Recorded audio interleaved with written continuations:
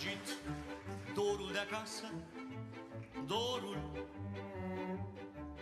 Cât a fost vremea frumoasă, dorul.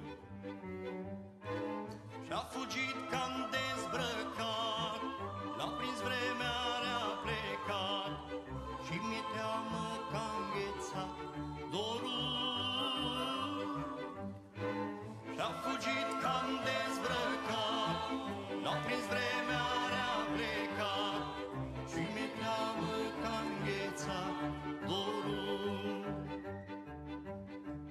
Dar s-a întors la săptămână dorul,